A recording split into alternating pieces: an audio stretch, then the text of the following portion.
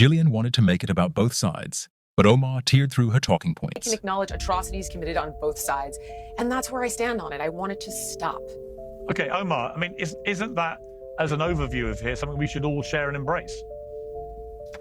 I mean, I would dispute the idea that this has been going on for thousands of years. This is a way to just say, oh, this is a conflict between Muslims and Jews and whatever, and it goes back.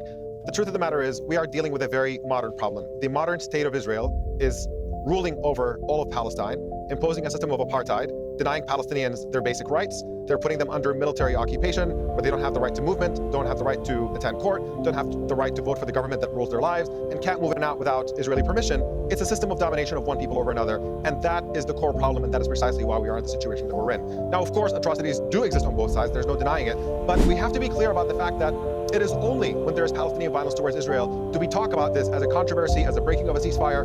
You know, we have to note about the fact that since the beginning of the ceasefire, before this attack, Israel had killed more than 100 Palestinians in Gaza.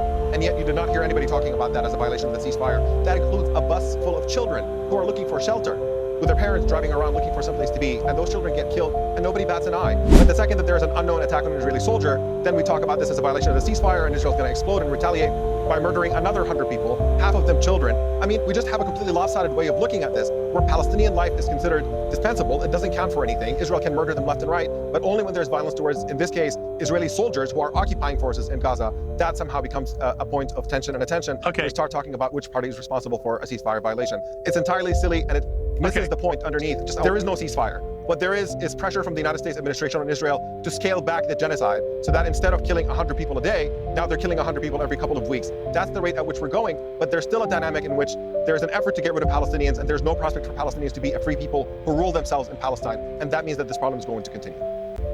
Subscribe.